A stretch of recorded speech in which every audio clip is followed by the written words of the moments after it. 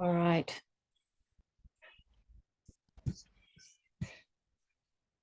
I was thinking about the way we talk about thoughts in Buddhism, and another really interesting way to think of thoughts is as narrations that we're talking to ourselves all day. We're constantly talking to ourselves. From the moment we wake up, it starts. We wake up and maybe the alarm goes off and there's the very first thought. It's like, what's that? And then, oh, I don't want to get up. And then we might say to ourselves, oh no, I do want to get up. I do want to do Zazen. I know I like doing Zazen. So we actually talk to ourselves. It's a conversation that we're having, and we talk to ourselves all day, like all day. Even a lot of it's extremely neutral. It's just very neutral. We might stand in the kitchen and think, what shall I have for breakfast? Maybe I'll have toast. And we think, oh, maybe I should have something with protein. Oh, I can't be bothered. No, I'll just have toast. Something like that. We're having a conversation with ourselves.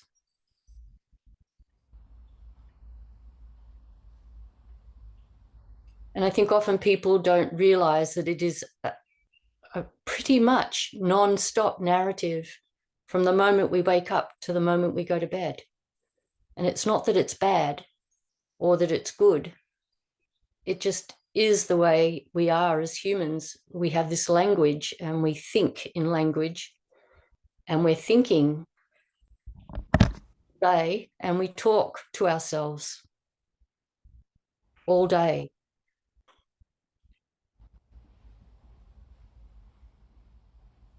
And so just reflecting that we actually are talking to ourselves all day, it really is a strong motivation to want to get to know what we say to ourselves, and to examine the quality of what we say to ourselves. Because we're narrating our experience to ourselves all day, every day. And if we're narrating in a way that has a certain habit to it that's unwholesome, then we're really having this huge impact on our experience and on the way we interact in the world.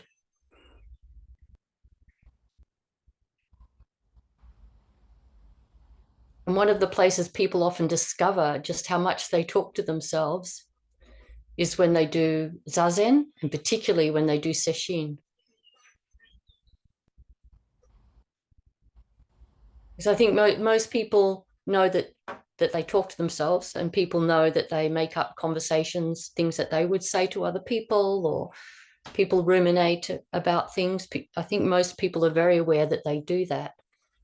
But I'm not sure that people are aware of the extent to which we are conversing with ourselves, and the extent to which we are narrating our experience in language in our minds. I think a lot of people underestimate how much we talk to ourselves. And so then when we go to Sesshin, where we're become more attentive to our minds, we begin to notice, oh my gosh, I talk to myself all the time, all the way through Zazen. I can't concentrate on my breath because I keep talking to myself. And so it's a wonderful opportunity in Sesshin to get to know the sort of conversations we have with ourselves.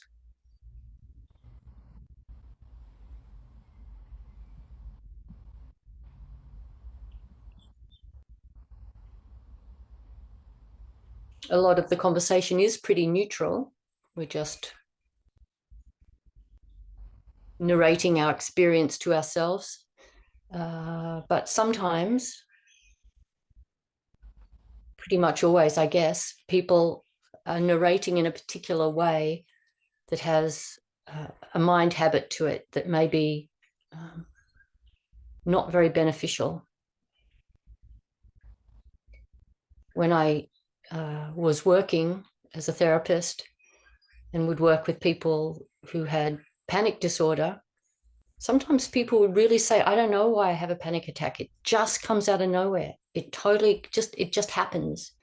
But actually, with close examination, there's always a preceding thought. Whenever we have a strong emotion, whether it's anger or fear or hopelessness, there will be preceding thoughts before that. Like when that feeling arrives and we register the feeling, there'll be a thought that has happened, something that we've said to ourselves. If it's a panicky, fearful feeling, there's some sort of thought that's occurred, like, I can't cope with this, or this is dangerous.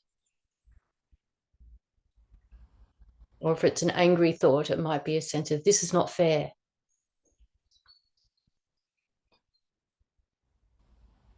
Or if a person suddenly feels really down, they might be having a thought like, it's not worth it.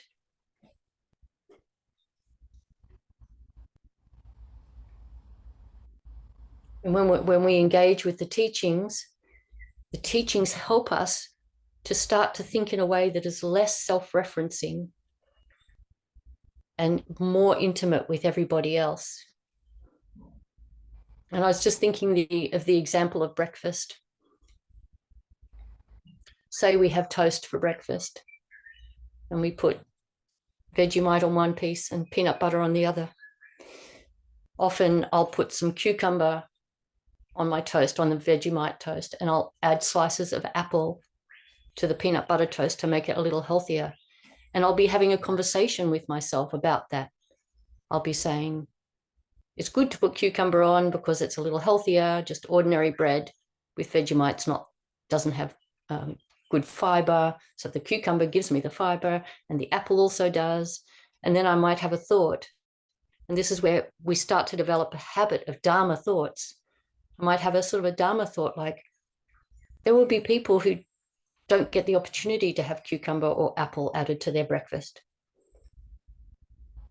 or don't even consider that that would be good for their health to do that because of the environment that they're growing up in. Or they would love to, but they can't afford it, or they can't get access to it. And then just have a little heartfelt feeling towards people who can't have healthy breakfasts. And then a feeling of gratitude that right here in front of me is some cucumber and some apple to add to my breakfast.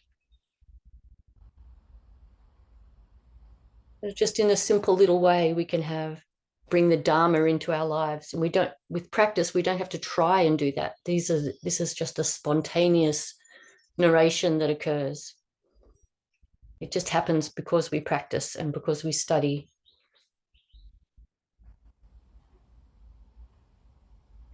But somebody else might have a thought like, I wish I had more money so I could have croissants and danishes for breakfast. Or I wish I had a maid or a servant that could make my breakfast for me.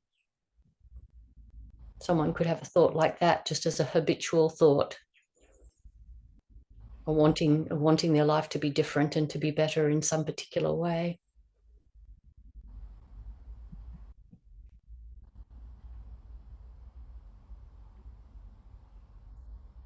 So when we practice, particularly doing Zazen and studying the teachings on no independent self and impermanence, and the interdependence of all things, we really contemplate those a lot, start to let them sink into our bones so that we just don't even have to try to remember them. They're just in us. Then this kind of non-stop narration that's going on all day starts to just be imbued and filled with the Dharma without trying. It just starts to be that way. And then we don't feel separate. We don't feel lonely.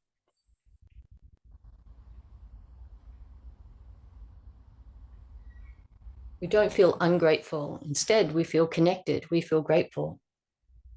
We feel this care for other beings and appreciation.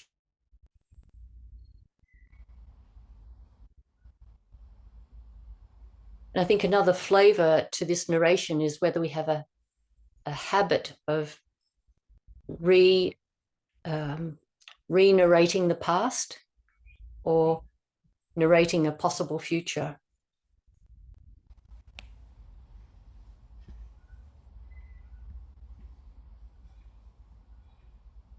Is everything all right there, Bill? Yep.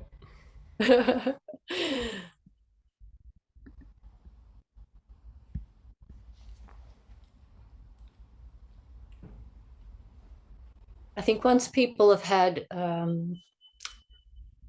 certain sort of awakening experience, and sometimes we have multiple of these sort of deep insights, then this narrating that we do becomes more focused on the present. We're narrating our current experience. We might look up and say to ourselves, there's clouds in the sky. It's cooler when the clouds go across the sun. And then the clouds move, and we might say to ourselves, oh, wow, it's so much hotter when the clouds move.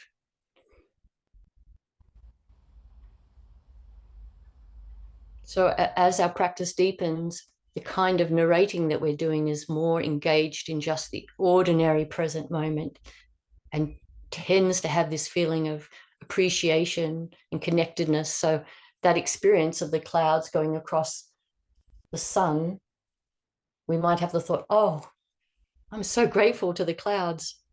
They've cooled me down for a minute. Or a breeze might blow. Oh, that is so nice to get a breeze. We feel appreciation. We're not preoccupied with narrating to ourselves something that happened yesterday or something that might happen tomorrow.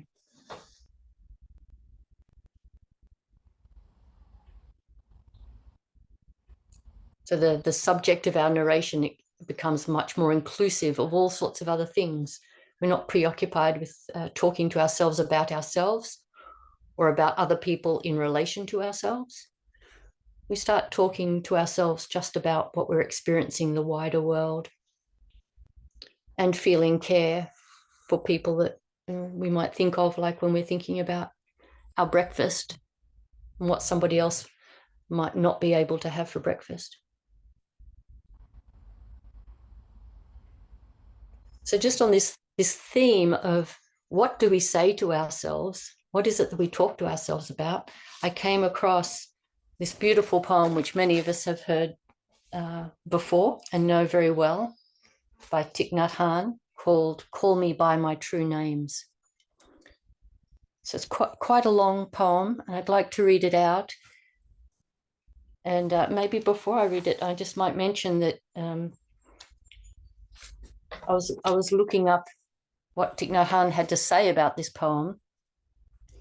And he describes, well, actually, I'll read the poem first, but we can just keep in mind that this is the poem, this kind of sprang into his mind as his way of responding to something he heard about. And that was what his mind narrated to himself, this very strong sense of interconnection with everything. So I'll read out the poem. Call me by my true names. And just before I start, one of the beautiful things about Thich Nhat Hanh's poems is they kind of grow in depth as you move through the poem. So it kind of has this beautiful way of deepening and building.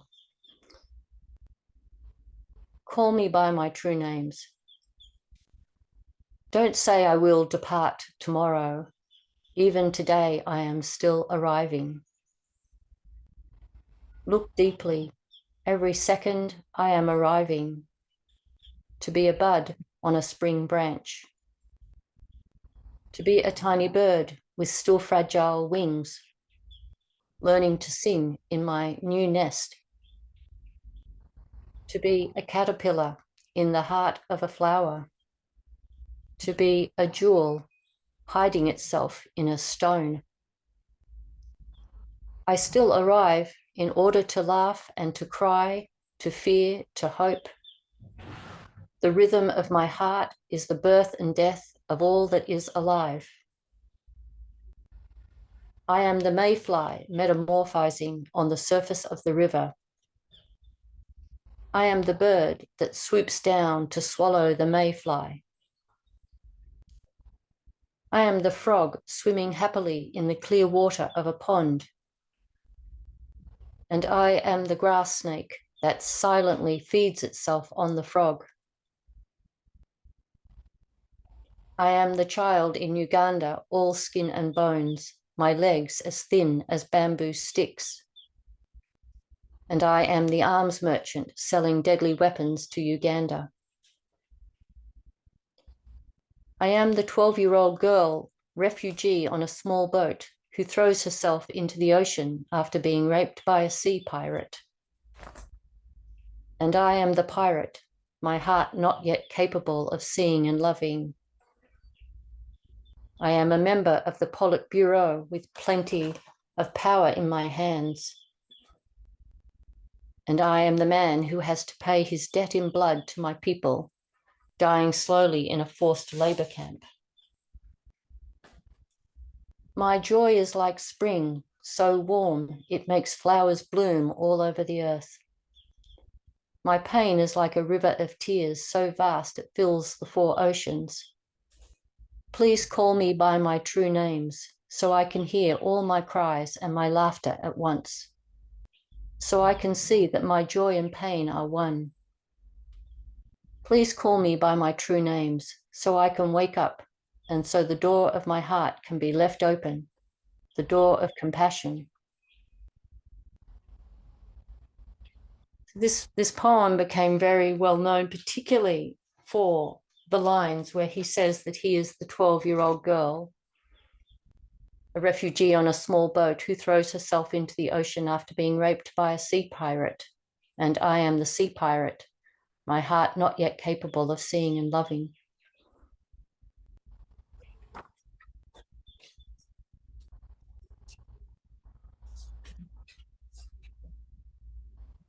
And he says about this poem, I wrote some notes somewhere. Oh, yes, here it is. He had this thought when he heard about the girl, someone had told him about it because he was involved in helping refugees during the Vietnam War to escape the war. He said, if I was born in that village and I had that life of the pirate, I would likely become that pirate. If we take a gun and shoot the pirate, we shoot all of us because all of us are, to some extent, responsible for this state of affairs. After a long meditation, I wrote this poem. I have so many names. When I hear one of them, I have to say yes.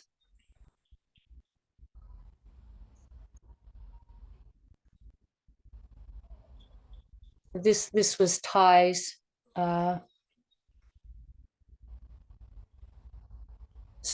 this is how he spoke to himself. And this is how we can learn to speak to ourselves too. When we hear about someone who is suffering and we hear about the person who caused them suffering, rather than having any number of other reactions to it, like shutting down and going, this is all too much, I can't hear about this. Or humans are terrible, I just give up on humanity. Or having a polarized view, like the poor girl, the terrible pirate, as if there's nothing else to be said about that. Instead, we can feel very open-hearted and see ourselves in the girl, see ourselves in the pirate, see ourselves in both sides of all wars and all conflicts, all arguments, see ourselves in all all the people, all the plants, all the animals.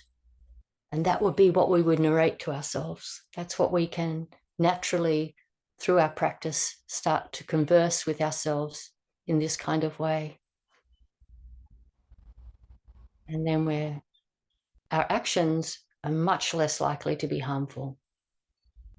They still could inadvertently be harmful, but be so much less likely to be harmful if we're talking to ourselves in this way.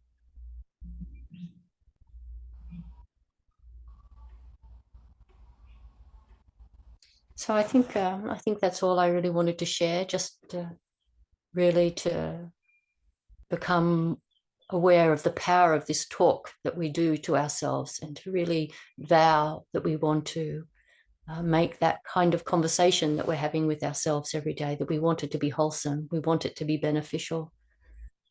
We don't want to be thinking to ourselves and saying to ourselves things that are harmful to us or harmful to others. And that the way that we can transform that conversation that we're having with ourselves is through contemplating the teachings, looking at how the teachings really do apply to the world, seeing the truth of the teachings, and sitting in zazen and really getting to know ourselves. And there's always kind of layers and layers. It gets more and more subtle. We sort of reveal to ourselves something about ourselves in zazen, and then again, sometime later, oh my gosh, even more so. Jack and I were having a bit of a conversation about this in contemplating the precepts. The more you contemplate the precepts, the more you see subtly how they apply to ourselves and the subtle ways in which maybe we still slightly violate them, which is okay. It's just, we just do our best. But there's no end. There's no end to this beautiful examining that we can do of ourselves for the benefit of everybody. Yeah. So I'm very sorry that I wasn't at the Zendo today in person, but I will be there next week. Would anyone like to ask a question or make a comment?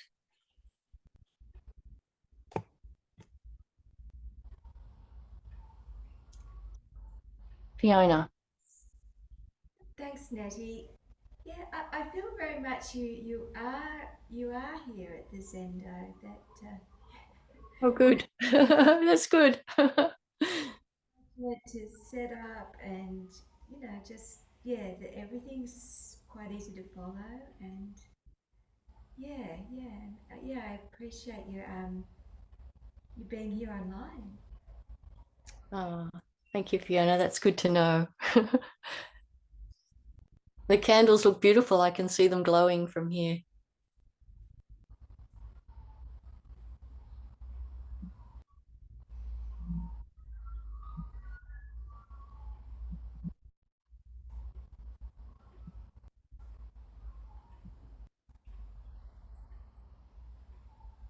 Anybody else like to add any comment or share anything about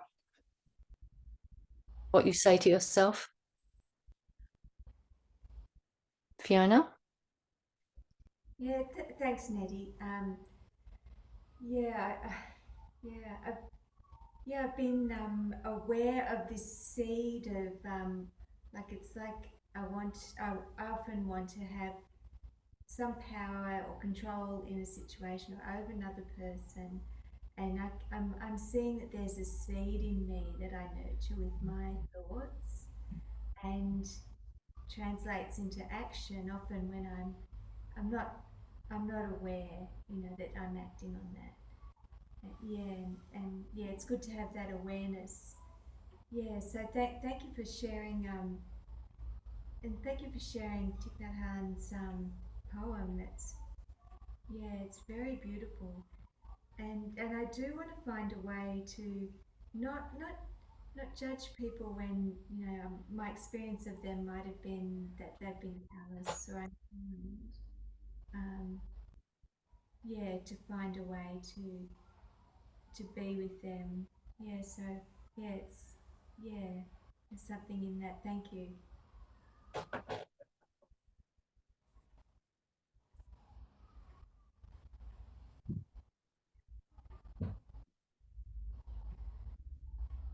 Jack?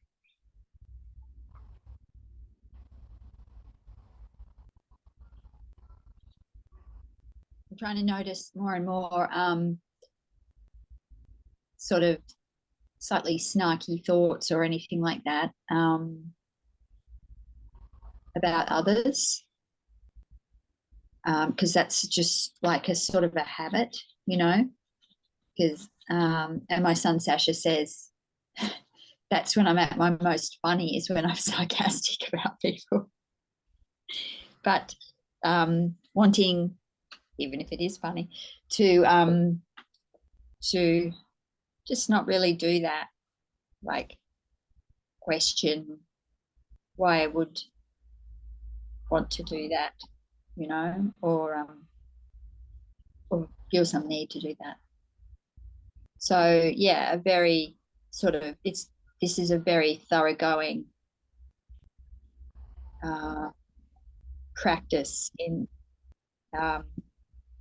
changing how we are in the world and how we interact and everything, and to be humble about all of that, but then not thinking that means you have to be sort of plain and boring or whatever.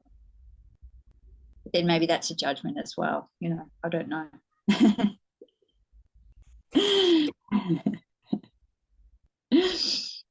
Yeah. Like a goody two shoes, because that's annoying. Too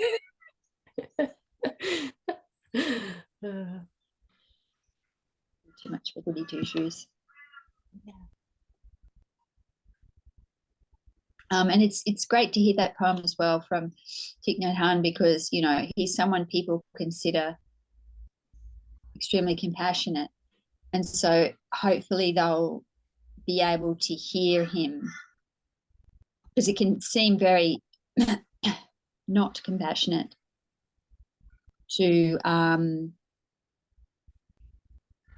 it can seem very not compassionate to say, you know, the pirate is the same as the girl is the same as me, something like that, to sort of equate non-differentiation, to really come to terms with non-differentiation in that way, non-duality,